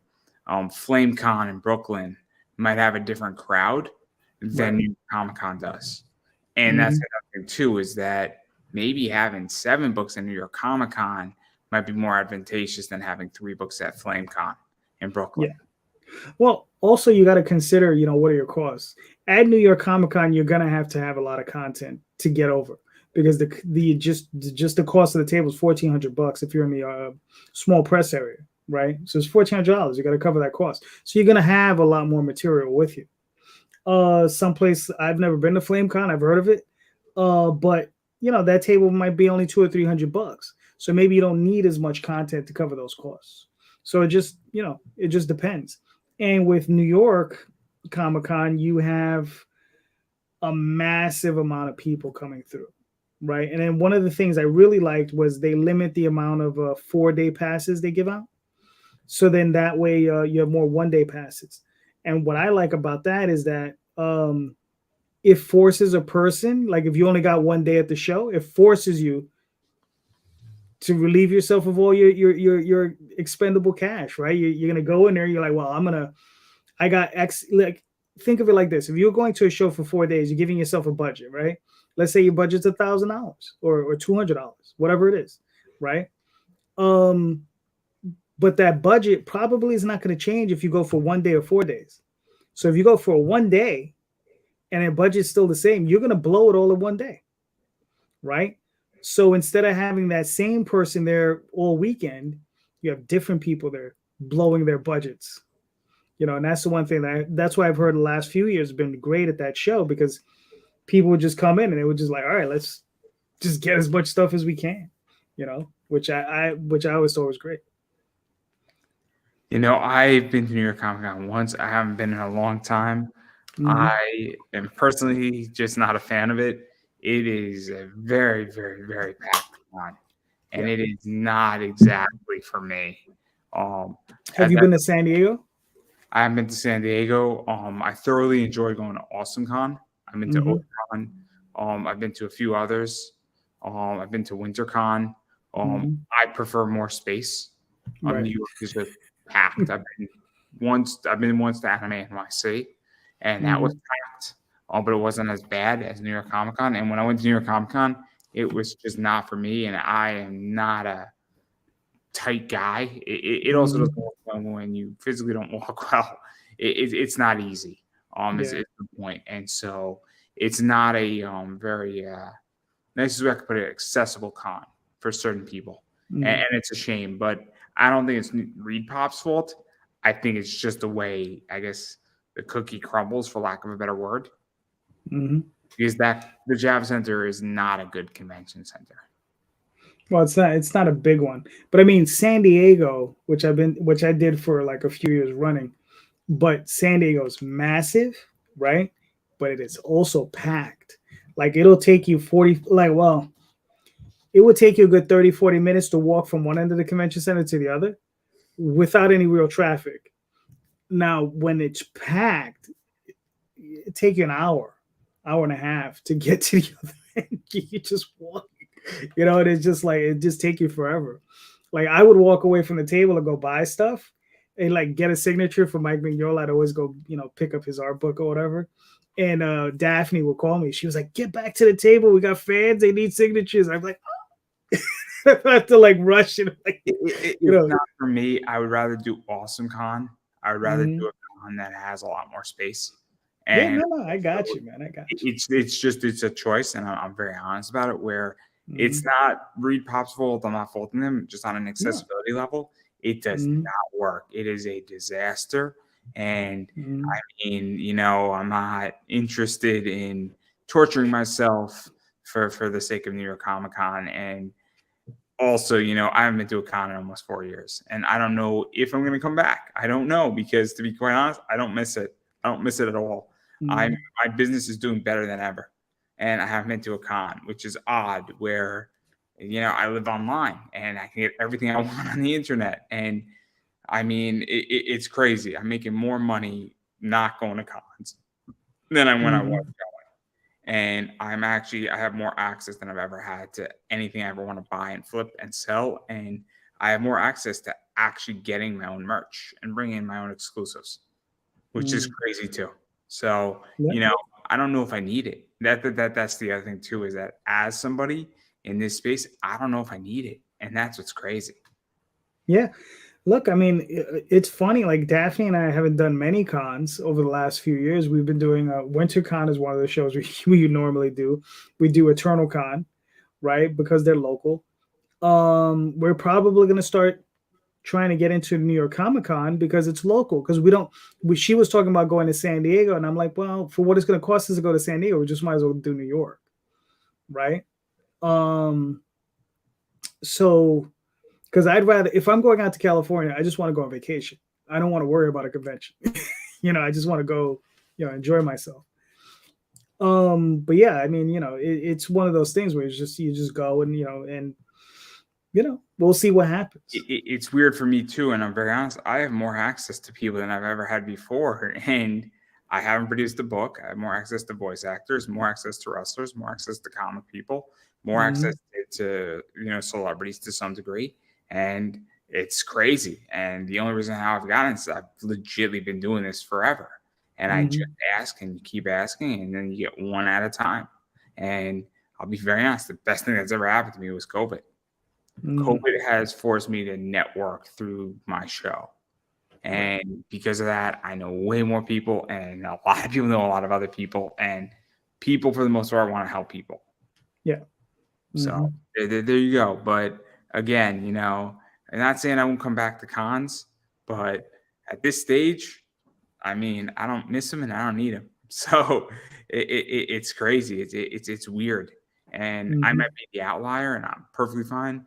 But I also understand that if your business is rooted in that, more power to you. I'm not anti-convention. It's just maybe not for me. But at the current stage, and I'm perfectly fine not doing them. So yeah. I have friends that they do show after show after show after show, and it's just like they're on the road like 20 weeks out of the year, if not more. And I'm just like, I'm like, no, I can't do it. And that was stuff I did when I was, in my 30s. We would do like maybe a show every other week. It's also the fact that I have a day job, and that's the other thing too, is that I have a day job, and I have a side business that does well, but it doesn't replace my day job's income. And that's the other thing too, is that I understand that I have healthcare and a 401k, and I've run the math. And that's the other thing too that I think a lot of people don't understand, is that I've run the math on this, and my 401k, along with my income, along with my eBay business that I run, is going to allow me to retire comfortably. Yeah. And so why would I go and want to be on the road 20 weeks out of the year, risk my day job, be tired when I get back home Sunday night at 7:00, or have to use personal days and not be able to go on vacation because I only get 10 days a year? Like, is it really worth it? Or do I want to take 5 days off and hang out on a beach? Exactly. There you go. But that's just me. Again, I'm not going to tell anybody how to live their life. That's not my job. If you want to go on the road 20 weeks out of the year, be my guest. More power to you. Yeah, I mean, for some guys, it's a business. I mean, like my buddy, I have a couple of friends that's how they make their nut for the year. Just doing shows. So I'm like, listen, more power to you. Go for it. Do what you got to do. Go hit that hustle. Again, for me, even if it was lucrative like that, I don't think I'd want to do it. I think it would kill me. I really think it would. I think I would collapse from exhaustion. And I'm not Eddie Guerrero, and I don't want to be Eddie Guerrero anytime soon. Guy died from exhaustion. And there's a reason why, because it's exhausting probably to do a show every week or every other week. I mean, it's a lot, right? I mean, what? I mean, correct me if I'm wrong. When you do a con, how many hours are you working that weekend? Working the whole weekend. Other than the time you hit your hotel room and take a shower and probably nap for a couple hours, that's it. But you're working the whole weekend. I mean, you're driving out there. You anytime you're doing anything, you're working. So yeah, no, you're working the whole damn weekend. And sometimes the shows are 10, 12 hours a day on the show floor. Yeah, I mean, it's fun. But it can be tiring. But that's why, like I said, I'm trying to, like, if we do 2 or 3 shows a year, I'm fine with that. I don't have to do more than that. That's what we have Kickstarter for. We have our websites and all that other stuff, to sell stuff and reach people. Yeah, no, exactly. This is exactly how I feel. That's why I love eBay. I love eBay. eBay is global, and I sell almost exclusively on eBay for that reason. And I'm just fine. And it's wonderful. And again, I love it. I love it, and it works. And it's freaking awesome. But anyway, I digress. Obviously, you got a lot of rewards. You got keychains. You got everything in that regard. And obviously, you've been doing this stuff for almost 4 decades now. Yeah. Way too long, man. It's just you've been doing this longer than I've been alive. Yeah, I started self-publishing in 92. Again, longer than I've been alive. Yeah, but listen, man, it's fun though. You know, like I do the day job, and it's just a job. You know, it's just a job. Doesn't matter how much money I make there. It's just a job. I come home to do the real job, right? And that's comics. You know, and it doesn't matter if it's Tall Tales, Oswald Chronicles, Dreamweavers, American Justice. It doesn't matter what it is. You understand? It's just fun to just be able to do it. You know, and that's my view on it. It's just like do your day job, do what you got to do, and just come home and then you relax and you know you do this because I find it for me the most satisfying thing I do. It's You know? interesting. That's interesting. I find my eBay stuff and what I do and when I find good deals and when I sell things to just be very rewarding. Mm-hmm. I find it that when I make a good purchase and I make a good sale and I make a really good exit, that I find it so rewarding because it's validation. It's instant validation Right. because it's getting I buy an item for X and then I'm selling it for 4 times about what I bought it for. It's Mm-hmm. instant validation and verification and response. And it's so nice because I don't know about how you feel, but I get criticized collectively on a lot of shit in my life. Okay. And so it's nice when you're not getting criticized on Right. a lot of stuff and that people aren't criticizing you, people aren't questioning you, people aren't trying to challenge you. You know, Mm-hmm. and it's nice when you're like, cool. The free market decides something and the free market rewards you. And Mm-hmm. that's how I feel about what I do. And I would imagine when you're doing a comic and somebody buys your comic, somebody's like, yo, you know, you get funded. And if you get funded by 200%, you're like, cool, people want this and people want to see it and people actually want to support it. And Mm-hmm. it's almost validation and verification saying, hey, I'm on the right path. Yeah. Yeah. Yeah. You know, I mean, yeah. I mean, listen. I mean, exactly. I can't even add to that. You know, it's exactly where you need to be. You know, you have to find that spot where you're comfortable and you're happy. You know. And then I got one more question for you, and then I'm gonna let you self promote. And it's a very important question. Go for Um, it. how do you think the Knicks are gonna do? The Knicks, dude. I'm from New York, right? The Knicks. I just cry. You know, what can you do but cry for them every year? You know, it's a lament. You know, you just sit there. It's hard to watch them right now too. I mean, physically with the MSG thing taking off the cable. You know, it's fine. I'll be honest, I'm not really a sports guy. So the only sports I watch is UFC. That's it. I don't watch football. I've never been interested in basketball, any of those. The stick and ball sports just don't do it for me. I am a baseball fan, and Oh, I'm very excited at the New York Mets. I'm very excited for Scherzer, Verlander. This new Japanese pitcher is really good, and mm, I'm excited for it. And it's going to be a blast. And the Yankees are good. You know, I mean, their shortstop is slaying dragons. I mean, he's being touted as the next Jeter, which is ludicrous, which right. is awesome. Um, but I haven't watched the Knicks in forever. I just Mm. don't know how they're going to do. And I think I mean, my understanding is that they're in the playoffs, right? I I don't know. I don't know either. It's like, So, I don't know. You know, if they are, good for them. You know, like I said, maybe it'll finally turn it around for them. maybe they just need to bring Patrick Ewing back, and they could do something with that. Jesus Christ, I haven't heard that name in like 15 years. Uh-huh. He's a good coach apparently. He's a great coach apparently. In college basketball right now. Okay, well But that's cool. and then I guess since we're on UFC, how do you feel about that Endeavor deal? I you know, it's interesting. I mean, what I do hope is that they can finally extend insurance to all the fighters. You know, because that's one of their constant complaints. Is like, I guess if they get hurt during a fight, they're covered, right? But outside of the fight, like if something happens in the gym, they're not covered. So you know, it'd be nice if they would extend that to them, and then hopefully, you know, the fighters will get a little bit more insurance and hopefully a little bit more pay. But that, you know, I'm just a fan. I don't even, you know, that's their literally that's their fight to you know.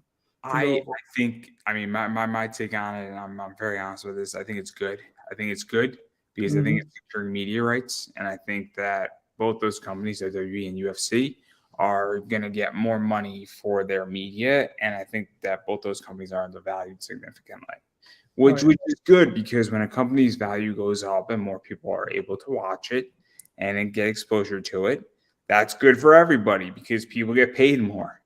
Companies do better, investors get rewarded, and I think UFC, I think they're making like 300 or 400 million a year just on ESPN alone, just within some like weird rights per year. I honestly think that that's undervalued for what UFC is. WWE brings in $500,000, and WWE I think is also undervalued every year between Fox, Peacock, and USA Network. I think it's undervalued tremendously as well, and so I think it's good. Because I think both those companies deserve to be paid a hell of a lot more money with it. Because I think they're massively valued, and I want companies that are valued. I want them to be treated fairly and valued appropriately. But that's just my take on it. But again, if anybody wants to talk about that with me and that whole deal, I love talking about that. And yes, I am a shareholder in WWE and in Denver. So very excited, more than happy to talk about that with anybody, anytime. And I can tell you exactly how to play that trade off. Exactly. And how it's going to go. And we'll see how right I am, which I always am. So there you go. On things like this. But anyway, I digress. Now that people are going to be hitting me up and say, cool, Andrew, let's talk about it. Seriously, I'll talk to anybody about that. I'm very excited for this. I'm very bullish. In case anybody hasn't known. And like Michael Jordan bullish. Nice. Yes. You should see Shaq and me go at it. No. I prefer Do You Poo, but that's not the point. Great cover. Great cover. The basketball covers on Marat Michaels' stuff is brilliant on that. But anyway, I do want to give you a chance to self-promote now that I've caused controversy, as I always do on my show. And you might be canceled. I don't know. It's all right. All right. It's okay. It's a unique club. It's a unique club. But where can people find you? Where can people follow you? Where can people support the Kickstarter? All that fun stuff. Where can people, if they don't see something on the Kickstarter, where can they get it? Because you have other stuff that's not on this Kickstarter, I think. But I think it's on a website or somewhere else, or they hit you up, or maybe they can find you at a con. All right. So first place to go to is the Oswald Chronicles, or you can check me out on Facebook. Facebook, plenty of links heading on over to the Kickstarter, theoswaldchronicles.com. There's talltalesonline.com. There's also dreamweaverpress.com. So either one of those will take you to those family of sites. Facebook, Twitter, Instagram, all those different places. DeviantArt, all under JD Calderon. And Sunday nights, I have my own talk show thing that I do called Indie Comics Explained, talking on a Sunday nights, and we just basically talk about the business of comics. So every Sunday night, 7:30 p.m. I would say most weekends, because I do like to take the occasional Sunday off. But check out the Oswald Chronicles. That's where you can find all that stuff. Yeah, and I'm just going to keep saying it, and I've been saying it for almost 4 years, and I'm going to keep saying it. You have to support indie, and what that means is you have to back people's campaigns when they're active. You have to check out what they're doing. You actually have to, as I stated already, I'm going to say it again, you have to back it, and you have to share it out, because it makes a huge difference when you share it out. And it's very important. And you don't know who's going to look at it. You know who's going to see it, tweeting it out, Instagram sharing, liking. And then even going beyond that, you need to follow people on social media. You need to like their social media. Even saying hi to somebody is always helpful. Say, hey, I really like your book. I like what you're doing. If you have a show, asking somebody to be on your show, very helpful.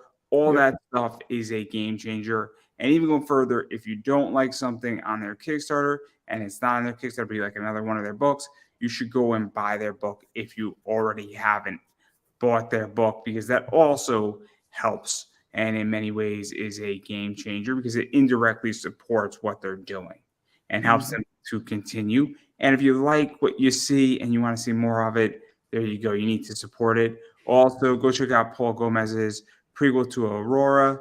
Great thing. It's on Kickstarter right now. Obviously, I'm a backer of that book, and I'm super excited for it. So go check that thing out. It's going to be a good one. I don't know where we're at, but hopefully, he's going to get funded, and he's going to deliver you your book. So if you are sick and tired of people not delivering you books, Paul will deliver you your book and will get you your book. And I think like the physical copy with shipping is less than $20, which is pretty good on Kickstarter. I think it's $10. I think it's like $8 shipping. So it's not too bad last time I checked. It's pretty reasonable. And then as far as I'm concerned, obviously all my social media is Pop Anime Comics on Twitter, Facebook, Instagram, YouTube. It's Pop Anime Comics. You can check me out there. I have almost 600 interviews out there. A lot of them are on YouTube. And I promise you there's an interview for everyone on YouTube. So if you just want to be entertained, I can't promise you'll get smarter, but I can promise you'll be entertained on my YouTube channel. And there's a bunch of short clips, and a lot of fun stuff is out there. And I think you'll be pleasantly surprised, and you might get addicted to my YouTube channel. But don't worry. It causes no harm except that you will smile and potentially laugh. But beyond that, I also have my ad rates are up there, and a variety of other things are up there as well in the description down below to the side or up above. I'm not exactly sure where it is, and all that stuff is out there. And I do have a t-shirt on Redbubble that you could pick up, which is also in the description. So that's everything that I got. And on that note, I'm going to give you the final word. All right. So thank you, Andrew, for having me here. This was awesome. We've done this once before. This is just awesome. Like I said, it was just cool. And I always like to end with this. Please go out and read more indie comics, especially mine. So have a good night, guys. Thank you. And that is a